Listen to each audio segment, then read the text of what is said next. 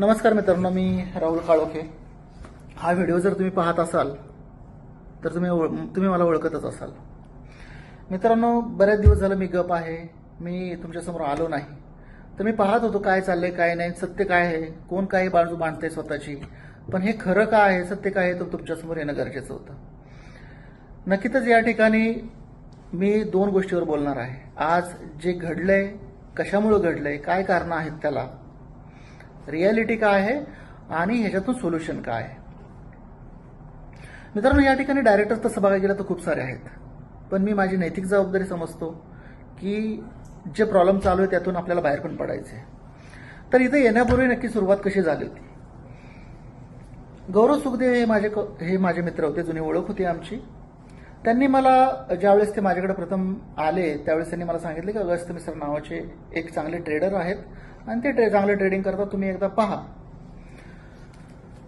त्यानंतर मी अगस्त सरांना भेटायला गेलो, मी त्यांचं ट्रेडिंग पाहिलं आणि त्यांचं जे नॉलेज आहे ते ऐकून मी अक्षरशः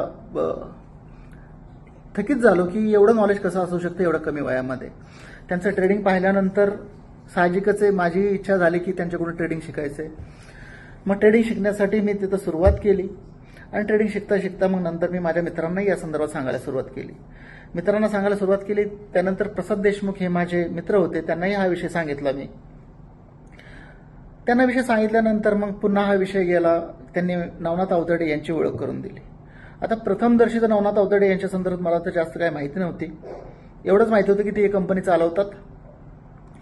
पण आमची ज्यावेळेस एक दोन भेटी झाल्या त्यावेळेस त्यांची एक एक गोष्ट समोर यायला सुरुवात झाली आणि खरं काय आहे ते समोर यायला सुरुवात झाली. त्यांना भेटल्यानंतर असं लक्षात आलं की बऱ्याचशा वेगळ्या बिझनेस ते रन करत होते. त्याच्यामध्ये चिटफंडचा विषय समोर आला. 2007 मध्ये ते चिटफंड चालवत होते आणि त्यावेळेस करंटमध्ये ते सिस्पे नामक कंपनी चालवत होती.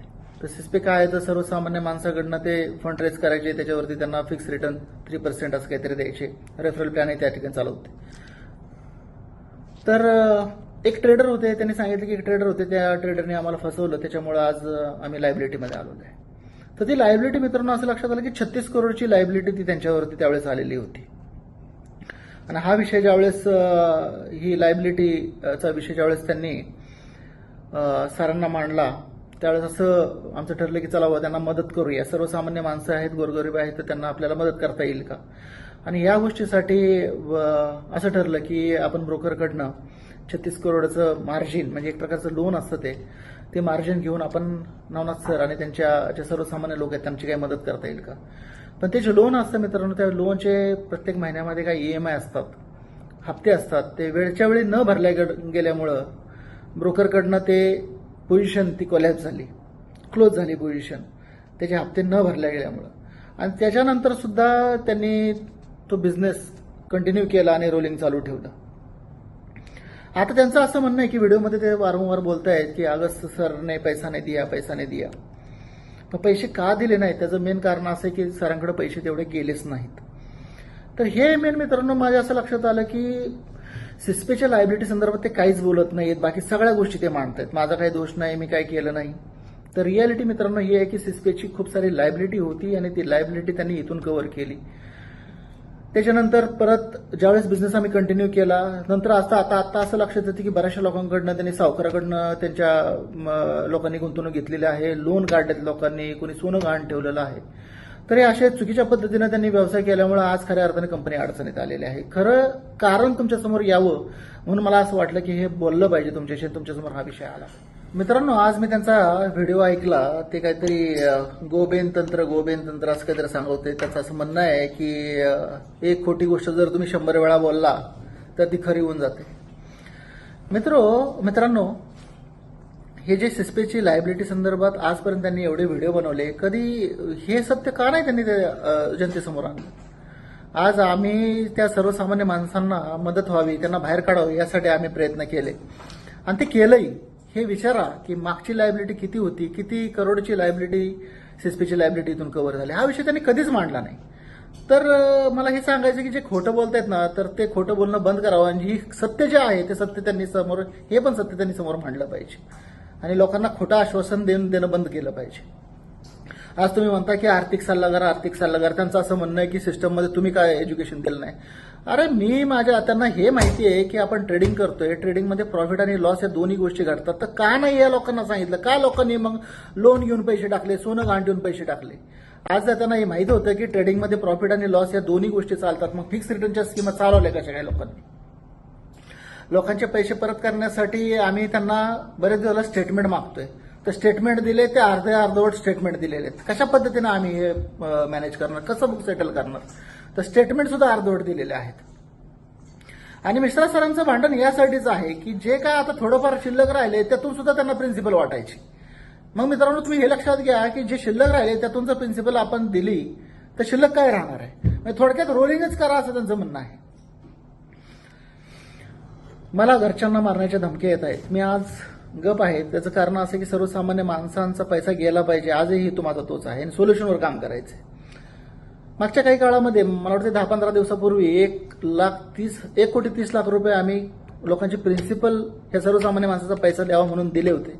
पण नंतर असं लक्षात आलं की ते 1,30,00,000 रुपये हे वाटलेच गेले नाहीत. आणि ते नंतर कळालं की हे तर पैसे शुभम अवताडे यांच्याच वॉलेटला आहेत आणि ते पैसे घेऊन तुम्ही दुबईला निघून गेलाय. तर मला हे सांगायचं की लोकांची दिशाभूल करू नका. झेस्टमधून सुद्धा जे प्रॉफिट जवळपास 13 करोडचं प्रॉफिट तुमच्याकडं सरांनी पाठवलं होतं ते सुद्धा लोकांपर्यंत पोहोचलं नाही. आणि ते प्रॉफिट नंतर असं लक्षात आलं की ते प्रॉफिट फक्त गाडीलकर आणि दरेकर यांच्या टीममध्ये वाटलं गेलं. म्हणजे बाकीच्यांनी काय करायचं? तर खरं काय आहे लोकांपर्यंत पोहोचलं नाहीये. तर खरं हे आहे की खरा लोकांपर्यंत पैसा पोहोचलेला नाहीये. आणि हेच मेन कारण आहे की आज जी परिस्थिती ओढवलेली त्याला मेन कारण आहे की सर तुम्ही हे सांगताय याच्याशी आमचं काय घेणं देणं आहे? सर्वसामान्य माणसांनी आज या ठिकाणी पैसा टाकला, आज त्या लोकांना त्रास होत आहे. बऱ्याचशा लोकांनी या ठिकाणी एका आशेने पैसे टाकले होते की बाबा आपल्या भविष्यात येणाऱ्या काळात आपली आर्थिक प्रगती या ठिकाणी होईल. आज त्यांच्या माध्यमातून तुम्हाला त्रास होतो आहे आणि तुमची चिंता, तुमचा त्रास साहजिकच आहे. तुम्हाला मला हे सांगायचं की नक्कीच आपण ह्यातनं बाहेर पडू आणि यासाठी मी उभा आहे. लोकांची बुक सेटल करण्यासाठी यातनं पर्याय 100% निघेल. कारण आज मी या ठिकाणी डायरेक्टर आहे आणि मीही अडकलो आहे. तर सोल्युशन मित्रांनो असंच निघत नाही. सोल्युशनसाठी आता खऱ्या अर्थाने काय झाले काय नाही आम्हाला बँक डिटेल्स लागणार आहेत, ट्रान्झॅक्शन लागणार आहेत.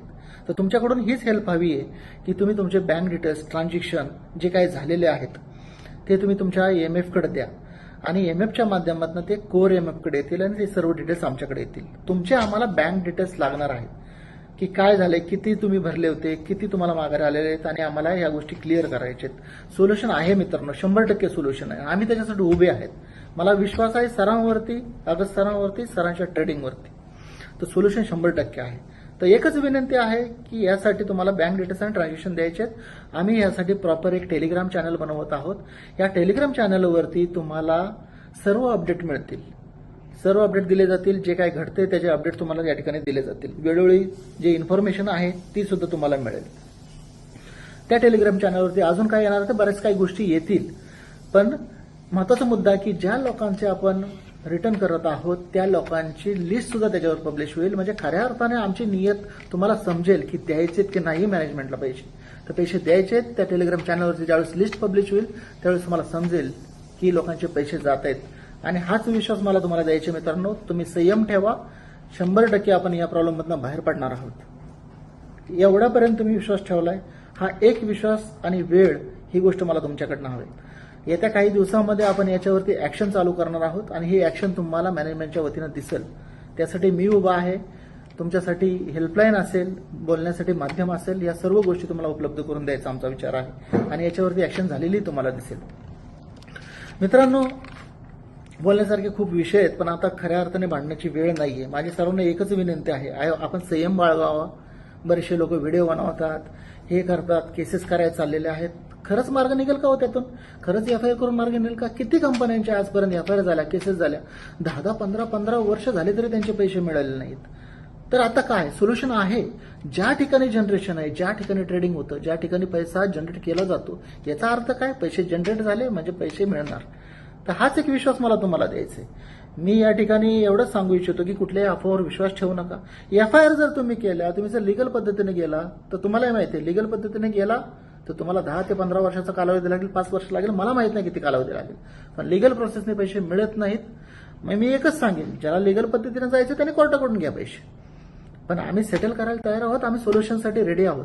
आजपर्यंत मी समोर आलो नाही किंवा मी या सगळ्यांच्या सर्व डायरेक्टरच्या वतीनं मी बोलतोय की आम्ही तयार आहोत, तुमची साथ हवी, तुमचा संयम हवाय, श्रद्धा आणि सबुरी. तुम्हालाही माहिती आहे, श्रद्धा सबुरी ठेवली तर सगळ्या गोष्टीवरती असा कुठलाही जगात प्रॉब्लेम नाही त्याच्यावर सोल्युशन नाही. सोल्युशन आहेत, आपण सगळे मिळून सोल्युशन काढू. फक्त तुमचा संयम हवाय, वेळ हवाय. या जर 2 गोष्टी दिल्या तर आपण एकत्र म्हणून या प्रॉब्लेममधून नक्कीच बाहेर पडू. मी अगस्त सरांना जे काय त्यांची बदनामी चाललेली आहे किंवा जे काय होत आहे, मी माझ्या वतीनं आणि पूर्ण तुमच्या सर्वांच्या वतीनं, जनतेच्या वतीनं, सर्वसामान्य जे लोक आहेत त्यांच्यासाठी आम्ही हे चालू केलं होतं, त्यांच्याकडून जरी काय चुकलं असेल, या सगळ्यांच्या वतीनं मी अगस्त सरांना पुन्हा रिक्वेस्ट करेन. आणि मला विश्वास आहे की मी सुरुवात ज्यावेळेस केली होती, मला त्याने साथ दिली, आपण इथपर्यंत आलो. अडचणी आल्या आहेत, मान्य आहे मला, पण यातनं मार्ग सुद्धा तेच दाखवतील आणि त्यांच्याकडे ती क्षमता आहे, त्यांची ताकद काय हे मला चांगलं माहिती. तर नक्कीच मित्रांनो, आपण यातनं लवकर बाहेर पडू. मी सरांना रिक्वेस्ट करेन आणि ह्या प्रॉब्लेममधनं लवकरात लवकर बाहेर कसं पडता येईल आपल्याला, त्यासाठी आपण प्रयत्न करूया. एकच सांगेन, संयम ठेवा, श्रद्धा सबुरी ठेवा. आपण लवकरच यातनं मार्ग काढून बाहेर पडू. ऍक्शन्स तुम्हाला दिसतील, इम्प्लिमेंटेशन दिसेल, तुम्हाला आपोआपच विश्वास बसेल. तर येत्या 1-2 दिवसामध्ये मी MF ला भेटायला येतोय. आपण सविस्तर याच्यावरती ऍक्शन प्लॅन काय असेल, कसं असेल, आपण कसं पुढे जाणार आहोत, याबद्दल आपण एक झूम मीटिंगच्या माध्यमातून आपण पुन्हा भेटूया आणि आपण एकत्र मिळून काम करूया आणि या प्रॉब्लेममधून बाहेर पडूया. आणि नवीन साम्राज्य परत उभं करण्याची ताकद तुमच्यामध्ये आहे, आमच्यामध्ये आहे. नक्कीच परत आपण उभं राहून एका गरुड भरारी घेऊया.